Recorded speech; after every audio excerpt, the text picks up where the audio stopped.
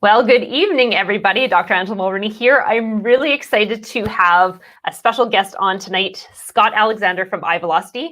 He is honestly one of my favorite people in the marketing industry because anytime he and I get on a conversation, which for the last half an hour we've been having, we laugh a lot and we share a lot of information. So this is going to be a real treat for everybody. So Scott, welcome to the show. Oh, thanks. I'm so glad to be here. Yeah, we get along famously, and yeah, have a good time and share a lot of news. So I'm looking forward to it. Thanks for the opportunity. My pleasure. How long ago did we actually meet? Was it before 2020 started, or was it at the beginning of 2020? I think it would have been a little bit before. It was in like February. So so we first met, and then just had a couple conversations, and obviously, I mean, we just kind of hit it off, and then COVID hit. I don't know if everybody knows anything about that, and and just sort of we're going through very similar things, right? We both serve a lot of dental practices, and we're comparing notes about how are we helping out, and sort of what are you seeing in different parts of North America, and yeah, we've been sharing notes ever since then. So yeah. So one of the things that we've had lots of questions about is really what do we need to be doing right now with social media? And you work more on the paid side of it. I work more on the organic side of it. So with the paid side of it, what are you recommending right now? That's a great question. Yeah, I mean, I think as we're looking at paid and organic, today it's all about getting patients in the door, right? So a lot of practices are starting back up. Production is ground down to zero. I was talking with a periodontist who's a friend of mine, and his first day in the practice after 12 weeks was yesterday. Wow. And so, yeah, I mean, it's one of those things. It's just a reality that we're dealing with. And so, from a paid marketing standpoint, from an overall lead generation standpoint, you need to get the wheels of the engine going again. And in particular, we need to think about how is it that we're getting the production to where we need it to be. We got a couple things we're dealing with, right? So our ability to produce is lower. We have to have people waiting in cars, and right there's some restrictions that weren't in place sort of in February. So we need to think about that. We need to think about sort of how do you maintain the practice through what is inevitably going to be a sort of a short period of time, right, where things are really strange before it gets back to like just a little bit of strange.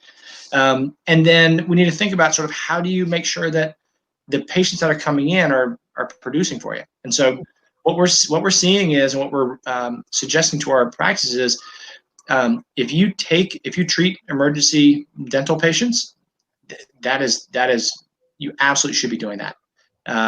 Right, it's on the paid side. People go to Google, people go to search engines, they're looking for a dentist. They don't know if their dentist is open or not, and so they're gonna Google that, and so that's a great opportunity for practices. And then as we look at things like hygiene, again, there's a lot of uncertainty about which practices are open and which aren't, and people are ready to get their teeth cleaned. It's been a long time, so that's working. And then on the higher end, the fee for services, implants, sleep, cosmetics, that sort of thing. Like there's great opportunity there to the extent that you can use virtual platforms to get through some of the early phases. And I know this is something you're really well versed in, right? You want to do that so you're not burning the chair time to do that, but tremendous opportunities there from a marketing perspective to do virtual consultations, even if you hadn't been doing it before. Yeah, for sure. And a lot of the practices, like I'm hearing a little bit of naivety about how fast things are going to get ramped back up again. I think dentists have kind of forgot that they're not alone in this situation, that other businesses have been shut down, that people have lost their jobs, they don't have insurance, they don't have childcare. There's lots of things that our patients are dealing with.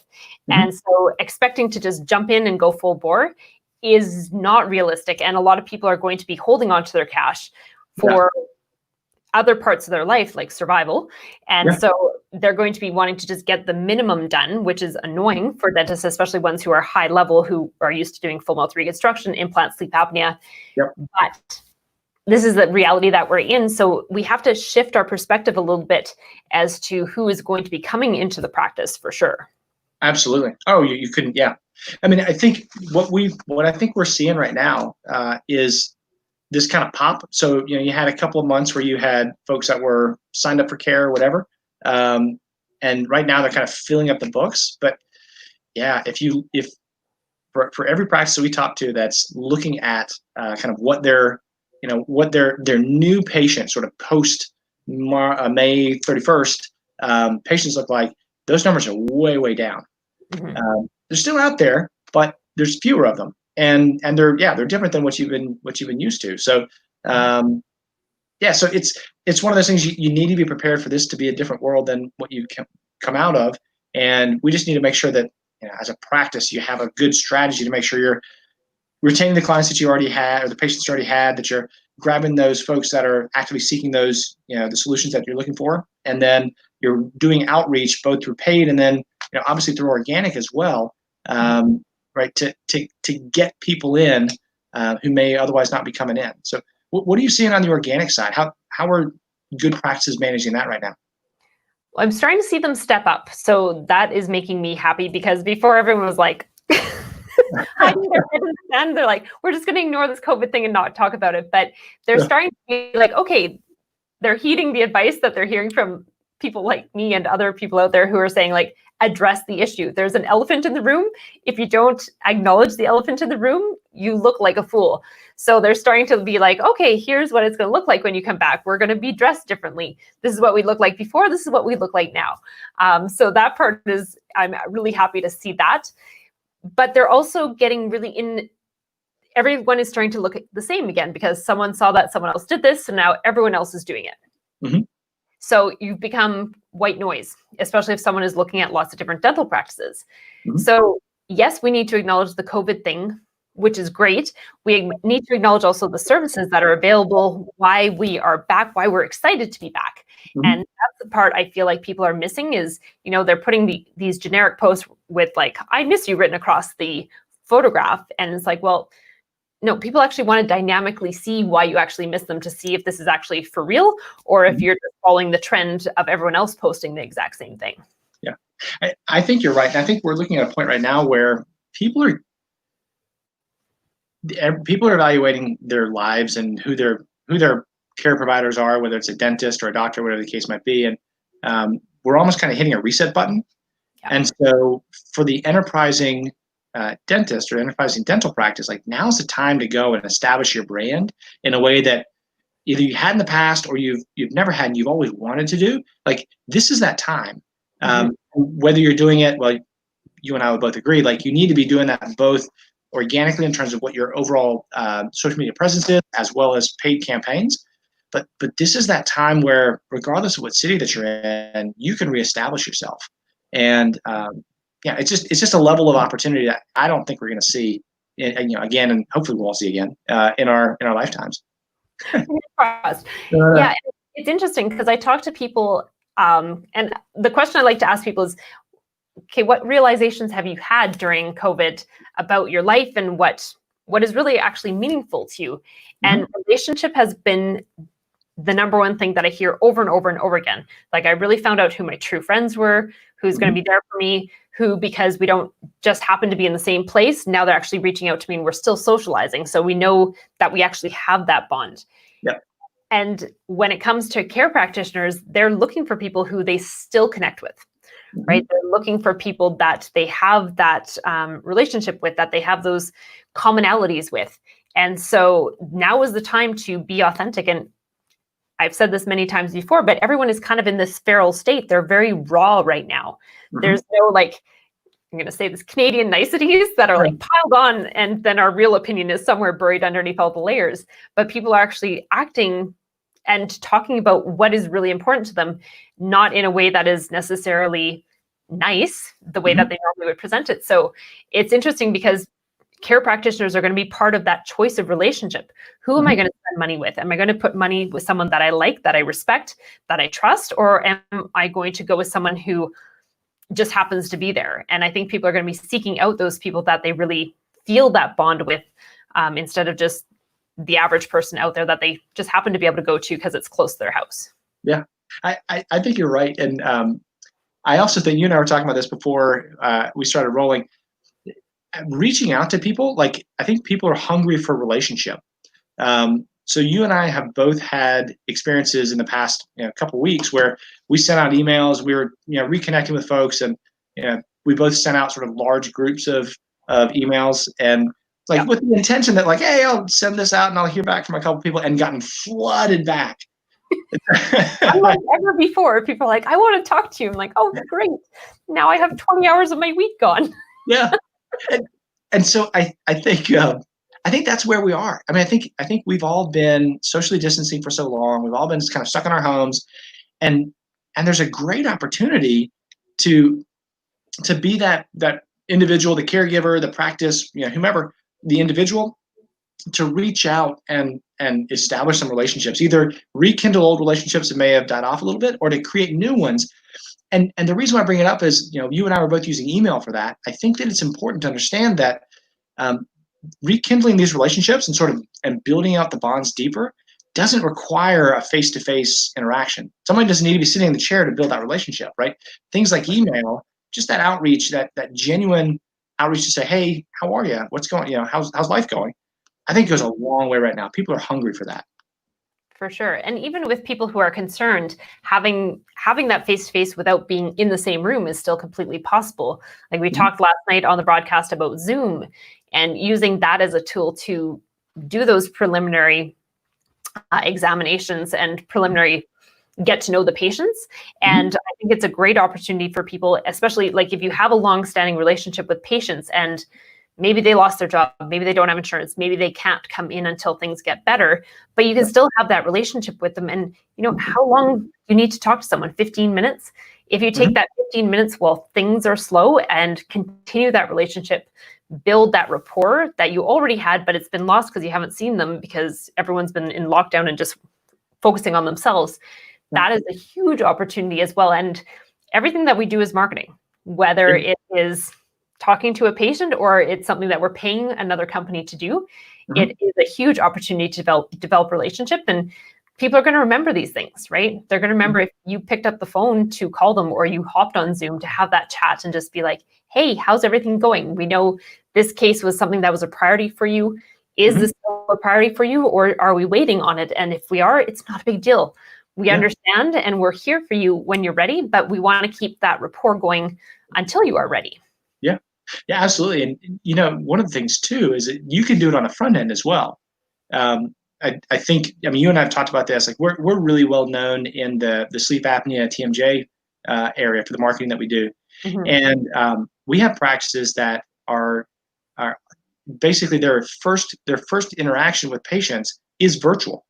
Right. So virtual seminars or doing virtual consultations, and they're able to get pretty far down the treatment evaluation process, the sales process, you want to think about it that way, before they ever have the folks in the practice. And the reason why that's important is if your chair time is limited, if you're limited in terms of the number of patients you can have in the practice, right, the amount of time between visits, that sort of thing, to the extent that you're not doing initial consultations with someone in the practice, it increases your productivity. It allows you to maintain some of those higher fee-for-service specialties without having to take up that chair time. So there's some great opportunities to take advantage of things like virtual. You and I, we're like 1,500 miles, so I could convert that to metric, but I won't. I can't do it for you, sorry. 2,500, something. I don't know. It's more than 1,000. So we're a long ways away, but we talk on a very regular basis, at least weekly. And we do it all through Zoom and platforms like this. So these are great ways to keep the practice going and to connect with more patients than you would normally, right? Yeah. And it's not weird anymore. Like before, if you had asked a patient to hop on Zoom to have a consultation pre-COVID, that would have probably been weird. Yes. But now everyone is so used to being on Zoom calls or whatever format you use, but this isn't an abnormality now. So having that first phone call on here and not having them come to the practice, what's going to save them time? They're going to be in the comfort of their own home. So they're actually probably going to open up a little bit more about what they are actually feeling. And it's going to help you to get more people through without having more people through. So I think it's a beautiful opportunity. And if you want to set yourself apart marketing wise, doing things differently, doing things the way that people are wanting, I don't know if you, like during COVID, did you have to have a consultation with a doctor of some sort because you weren't allowed to go in? So no, but I did with an accountant, and it was one of those things. Was like I didn't want to go out where all sorts of tax stuff, and just to hop on a Zoom call and knock it out. Like that's just so much more convenient. We I actually have a client. He's a great guy, and he was telling me, he's like, I don't care what happens after this. I'm never leaving my house. Right? All I'm going to do, like if I'm talking to you or I'm talking to my lawyer or whatever, I'm only going to do this on Zoom. And I laughed at the time, but then I realized like this guy's really got it together. I mean, why on earth? I mean, we could just think about like how much time do you like spending waiting in waiting rooms? Like I can't stand it. I'm a busy guy or a busy woman. Like we have things to do, and so if I can just pop on, have a quick, I don't have to sit in the car, that sort of thing. I'm going to be way more productive and more likely to engage in, whatever the treatment might be.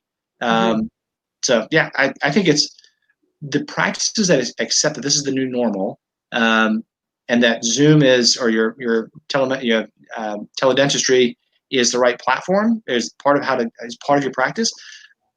There's going to be the successful practices. Yeah, I mean, like we're running, just so you know, like so we run a lot of Facebook ads, Facebook campaigns for sleep. We do it for other areas, but like this is one of the big areas where we've seen practices actually grow during COVID, because what's happened is they can get a big room of people and virtually in the seminar, and they're going to get double the number of people than would actually drive in to actually hop on a call, and then we'll schedule into care. I mean, it's such a great tool. I couldn't give anybody advice to do anything other than this right now, even after social distancing starts to go away and that sort of thing. Like it's just such a powerful tool. So. Yeah. Like if I never have to go and wait in a medical waiting room thinking about all the germs, like I'm not really a germaphobe, but when I'm at a medical office, I'm like, what am I breathing in? What am I touching? And I think people are going to be worse off now because they're so aware of aerosols and spit and all this stuff. But like, I think a lot of people are going to feel the same way. And I think with dentistry, we can either hop on with that or we can resist it. And I think the resistors are going to be left behind. Yes. And they're going to get they're going to be surpassed by their colleagues who go, okay, this is an opportunity to move in a new direction, embrace technology, and move into the future. And we've had to move into the future, but we can choose to move back into the past or stay on the forefront of teledentistry, telemedicine. And I think it's a beautiful thing. And I think, if you want to set your practice apart, that is part of your marketing, how you actually deal with this stuff and how you move forward. I agree. And, I think just the sheer economics of it. I mean, if you think about, you can only have a certain number of patients in the practice at any given time, right? If you're a GP that's used to having churning folks through, like you're going to have to get really creative on what you do in order to be able to keep your bottom line, right? And so if you're not thinking about it, and I don't want to sound dire, but if you're not thinking about how do you make sure that you're able to maintain your production, or in some cases that we're seeing like increase your production, you're probably not going to be in practice in a year. And that's kind of a harsh reality to deliver, but it is what it is. Particularly when we're seeing things too, and we were talking about this before we started rolling. We're seeing the on the staff side, like practice need to anticipate that the cost of the staff is going to go up, right? I mean, you were kind of sharing some thoughts about that. What you want to jump into that? Yeah. Well, the funny thing is, my prediction at the beginning of all this was that we were going to have less staff needed, so demand was going to go down and supply was going to stay the same, so prices would be driven down. But this wild card of like childcare and people wanting to stay on government assistance instead of coming back to work because you get X number of dollars per month for sitting at home, and no judgment on that. Like whatever your prerogative is, it's totally fine. But this was stuff that we weren't anticipating. We weren't anticipating people to be fearful to come back to work. So we have to, if we're bringing back team members, and the price of team members may actually be driven up the total opposite of what I predicted. So bad, Angela, but it's true. So if you're going to be having higher expense for those team members, we need to be efficient. Maybe we can have someone, and this isn't even a maybe, we can have someone working from home that doesn't have to drive into work, who can hop on Zoom and have those calls with people and be doing those new patient interviews, doing that treatment conversation after the fact. We can have them doing recalls from home and not having to drive in. And so if you calculate that into someone's day, you can actually make them, they can probably have a much better work-life balance as well, because they just roll out of their pajamas, put something on top, and ta-da, they look great. Keep the flip-flops on, right? Yeah. But those costs are going to be going up if you're maintaining the same number of staff. So we need to get smart about cross-training and working on our brand inside the practice, making sure we have those systems that support what we want to be doing in the practice. And if you're not doing that, and you didn't work on that in the last 10 weeks and you just took a vacation, well, you're a little bit behind the 8 ball, but things are a little bit slower because you can't see the same volume. So hop to it and start actually working on the business and working on how you can actually be efficient. That's right. And the other thing that goes into that is, as you think about, you have a certain number of people that can get through the practice in a day. We need to think about, how do we help those individuals make decisions to do more services, right? So maybe it's teeth whitening, maybe it's asking questions about their smile. It's pointing out those implant, if they could benefit from an implant, or whatever the case might be, educating them to the value of that, because you're, again, just the amount of time it takes between patients, you're going to be limited for a long period of time until we get the right systems in place and all that you've got to figure out how to increase the productivity per hour. So and for sure. And it's different if you're sitting at home, sitting on a Zoom call, let's say, versus you're sitting on the front line with patients like breathing down your neck as an admin person. You're going to have a very different interaction when you have that time to sit down and talk to people. And you think case acceptance is going to increase? Of course it is. You're going to have way more people engaging with what they need to do. Maybe they're not going to do it right now, but you're building up that goodwill. You're building up that rapport moving forward, which is going to be amazing for people. Yeah. I mean, we talk about this concept of being locally famous, right? Where, you want to be known in your area in St. Louis, Missouri, or Calgary, or Hartsville, South Carolina. You want to be known as the gal to go to for, whatever condition, whatever dental condition that someone may have. And the way you do that is by taking advantage of it. If you've got staff that you can't put to work, today, in terms of having all these chairs going, have them calling folks, doing recalls or doing outreach. Right? We have, we've been running a lot of campaigns for brand awareness. And then when somebody says, "Hey, I'm interested in the practice," actually having someone from the practice reach out, it goes a long way to building that rapport that ultimately is going to allow you to keep the production and keep the practice going steadily through this kind of lull that I think we're going to experience over the summer and kind of into fall, and then come out in 2021 being it's crazy to think we're talking about 2021, but to make 2021 be a successful year. It'll be the year of success. So I think that's a great thing to be doing.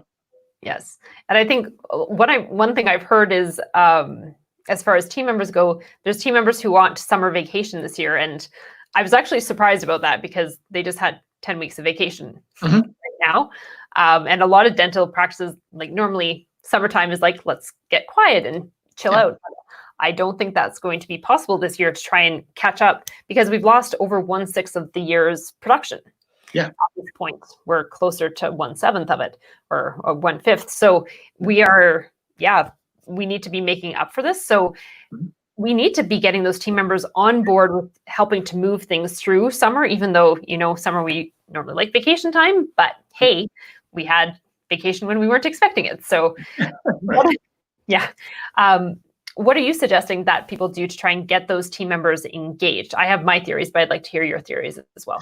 Yeah, I mean, I'm always a fan of incentive structures, and so there's a couple things underway. So number one is, if you don't have proper incentive structures to get people to have conversations about whether it's additional services that you may provide that don't typically come up, or productivity goals and that sort of thing, you should talk with Angela or me, right? You should, because they really do help production in the practice. They do help overall satisfaction, giving people goals and all that. And it's surprising how many people are resistant to that, because they're afraid to like talk about what is actually happening in the practice as far as what the production is, what the overhead actually looks like. Yeah. And when you actually are totally transparent with your team about how the day-to-day operations work, what the costs actually look like, what you're dealing with right now, which is you're probably at a loss every day that you go into the practice right now because of that team. If they know that, they're going to help fight for your practice. If they think that you're sitting back and getting fat and they're just coming in and getting a paycheck and you're making all this money, it's a totally different mindset than when they're helping and they're like, we have to climb this mountain together. We want to make this successful so that we can keep the doors open in 2021 and into the future. Yeah. Can I tell you, I'm going way off script right now, but we have a script? What are you talking about? I don't know what's going on. Yeah. This is just a pet peeve of mine. I have to bring out my apologies, but it floors me the number of practices that do high dollar fee for service procedures, like we'll say dental implants, that do not incentivize their case managers. I mean, it blows me away. I mean, we're talking about, depending upon where you are in the country, this could be or in the, North America, could be a $25,000, $50,000 procedure. And if you're not incentivizing somebody to go into that, I mean, $50,000 a year is more than a lot of dental practitioners, a lot of your staff will make. And that's one case. If you're not building proper compensation structures for that, and you're wondering, like, why is my treatment acceptance rate low? I can tell you why. Because you don't have people motivated to come in there and really help people see the value of it, help the patient see the value of it. So, I mean, this is one of those things. In a previous life, I helped to manage a 1,000-person sales force for a large medical device company, building technologies for them and that sort of thing. And a case manager is a salesperson. And if you don't treat her like that, and you treat her like just an hourly employee, you're not going to see the success that you're looking for. You're going to see low case acceptance values, right?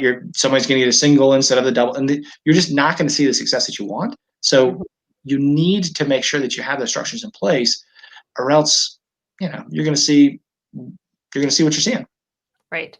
And having things that are measurable makes a huge difference. Like if our goal is to increase by 10%, what is that number that we actually have to hit? Whether it's 10% more production, 10% more new patients. And at the end of the month, did we actually hit that 10%? But it's amazing how many practices that, especially if they're not working with a coach, they're like, we want to grow. And there's no roadmap in place and there's no structure for the team to latch onto and go, okay, these are the skills that we need to get to this next level. And then, okay, now we're here. Now we're going to glom onto these skills and move to the next level. And they just set these goals and hope that things will happen. And it's not realistic. Yeah. Hope is not a strategy. Hope is not a strategy. So not. Nope. Yeah. I'll tell you, because I'm a marketing guy, like it's the same thing for your marketing campaigns. Like if you are not tracking the stats for your marketing campaigns, and it's not a lot, you're really missing out. I mean, it's, again, we're running campaigns for, just to give you an example, if you're running a Facebook campaign for veneers, right? How many leads did you get?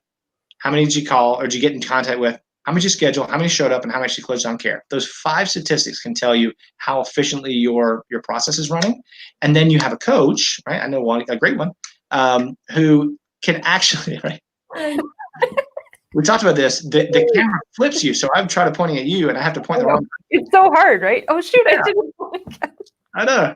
So I'm left-handed too. So like I should just give up. But that we should be thinking about our practices in terms of how do we use the data, how do we use stats to get ourselves to where we want to be? Because like you said, we lost a 6th, a 5th,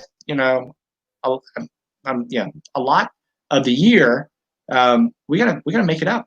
And so the only way you do that is by really dialing in and making sure that you have your processes and your team on board with what success looks like. So.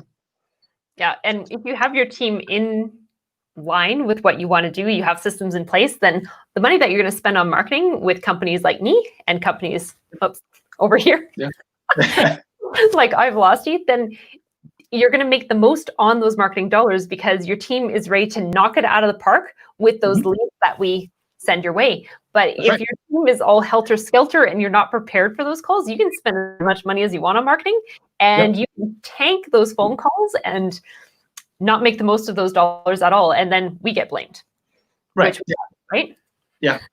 It's amazing how we become more talented when we can help the practices get better at converting leads, and our marketing campaigns are the same. And it really does come down to how do you make sure you have. If we think about this as a pipeline, right, as a funnel, as a manufacturing process, if the whole thing isn't working, what comes out in the end is not going to work. So it's about that communication. It's about clear strategy, and then putting the pieces in place. So yeah, I mean, I think those are kind of those are the things that, as you're thinking about what it looks like to gear up, right? You're probably, most practices are probably like mid-cycle in terms of gearing up, clearing out that plate. Like, what do you do in end of June through July? You really need to be thinking about how you bring new patients into practice. There's kind of three things we were talking about, right? So how do you bring new patients into practice, right? Organically, your paid campaigns for the services that you want to be running. You need to be re-engaging your current patients. And then, one of the things that has been kind of surprising to me is just the number of people that don't know, number of individuals. I've actually been like surveying people on this, like they don't know if their dental practice is open or not. I know. I hear that all the time too. Yeah. Like, and I gotta be, this is gonna sound bad. I hope he's not on, but like, I don't know if my dentist is open or not either. So, right? What, right? I mean, so let's think about it. Like, if we're thinking about, I gotta make my, I gotta open back up and that sort of thing. And you have 2,000 patients, you're a GP, you've got 2,000 patients in your practice, and they don't know that you're open, and they get a toothache or they need to get a cleaning. If you're not reaching out to them, right? If you're not active on social media, using emails to reach out, hey, we're open, we're excited to see you again. Guess what? They're going to go somewhere else. Totally. Right. And then that practice that you had on March 15th before the wheels kind of fell off, right, is going to be half the size when you actually kind of see that on July 15th. For sure. Yeah. So yeah. We had talked about before, like, we know that we've got 20% of our patient base going out the back door. Well, that rate is so much higher right now during COVID, because if you weren't, and it may not have been your fault that you weren't available to treat patients during COVID because you didn't have the PPE or you didn't know what the regulations were, so you weren't comfortable.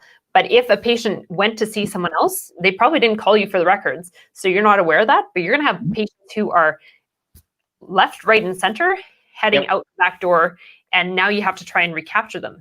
So don't hesitate on putting your message out there with social media, with paid campaigns, with newsletters to your patients, so that you can try and pull those people back, because they may have gone somewhere else because they felt like they didn't have a choice. But if they still kind of like you, you have a chance to capture them back in your net and pull them back into the practice and back into the fold of the people who love you and want to be treated by you. I'll give you a little stat. So we run a lot of Google campaigns, Google ad campaigns for emergency dentistry and hygiene, and we are seeing we are twice as successful now with these campaigns than we were pre-COVID, and we think it's because people don't know that their practice is actually opened up. I want you to repeat that again. Okay, so we do, if you're a GP or you have hygiene patients, you should listen in. So we run advertising campaigns on Google for emergency dentistry and hygiene. These are great platforms year round.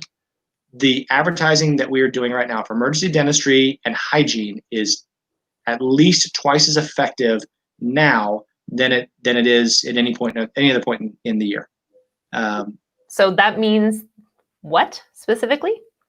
So that means that if you were going to run a Google campaign for hygiene, you're going to get 15 patients in in a course of a month. You're going to get 30. If you're at you're at a 20 monthly run rate of about 20 patients, you're going to be closer to 40. Right.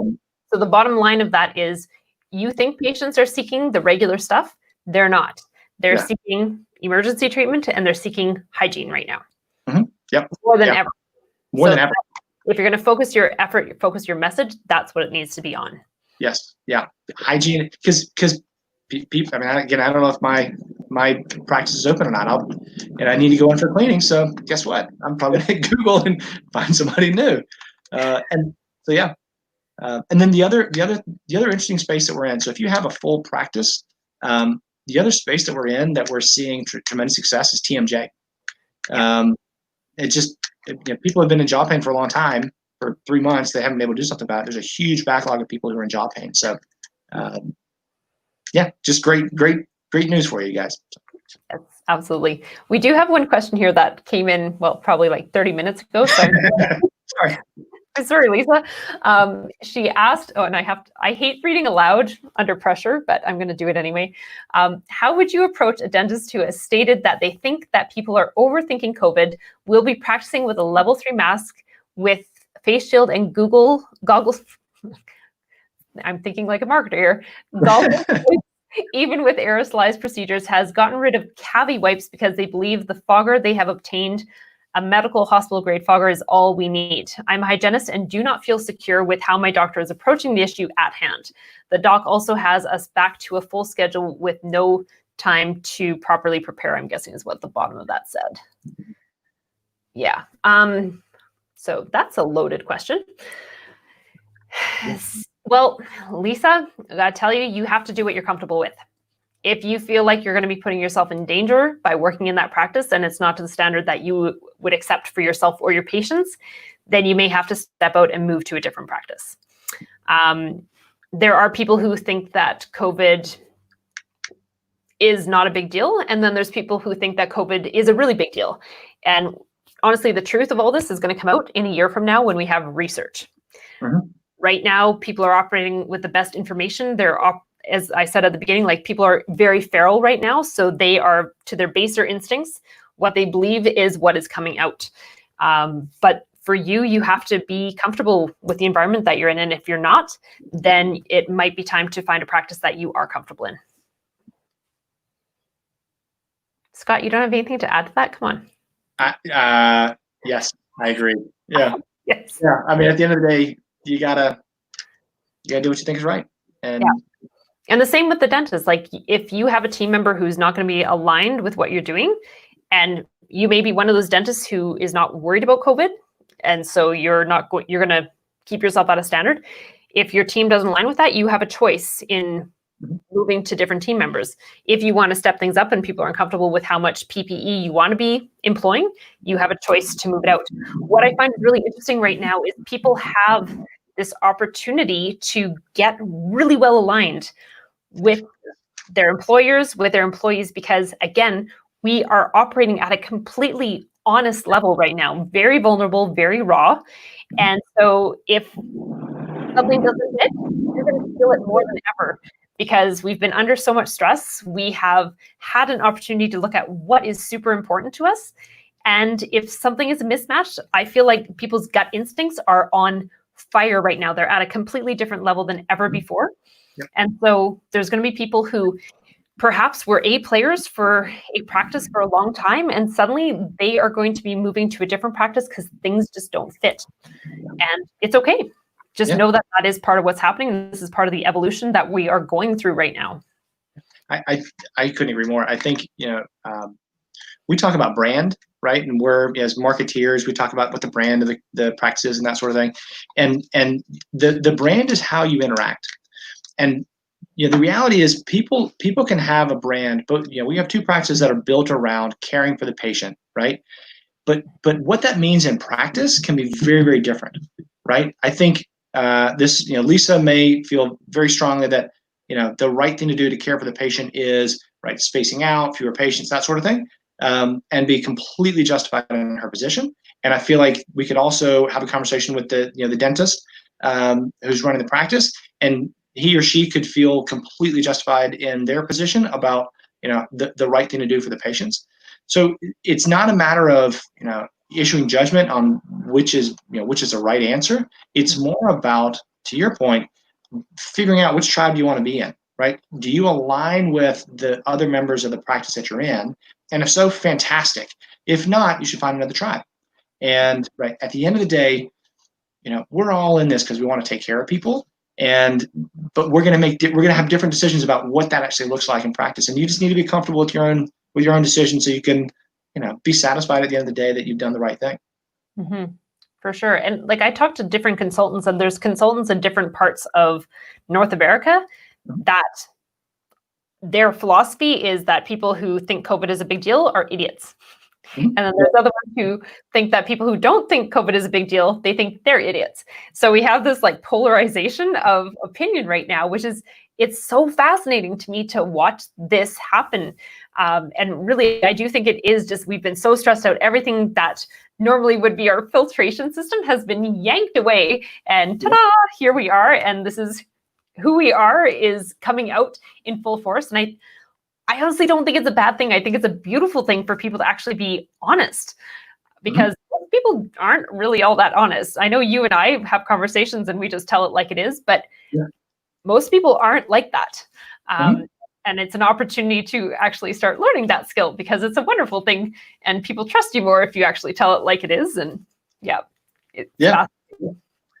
mean, we're gonna find, as we think about what this is going to look like, social distancing will go away at some point, right? All this, wearing masks, or to the degree that we are right now, it's going to go away. But if we can take away if we can find a silver lining in all this, it's about understanding, like, who are we, what's really important to us. I mean, if we rewind to, basically 3 months ago, right? Things were still normal March 10th. If we rewind, we would look at ourselves and be very different. We've experienced something that is really kind of transformational, individually as well as to practices, and we need to make sure that gets reflected out into the community, to say this is who we are and what we do. I'll just, one of the things that we always like to do, and you're obviously really talented at this as well, is, when you're running campaigns for somebody, you're marketing, whether organically or through paid campaigns, whatever the case might be. The worst thing you can do is be vanilla, right? You don't want to be the same as everybody else. And this is that opportunity to think about, what do you really stand for, and what do you really want people to think about when they think about you, right? I suspect if we ran a poll of everybody who's watching, everybody would say that they stand for high quality care. They're focused on the patient.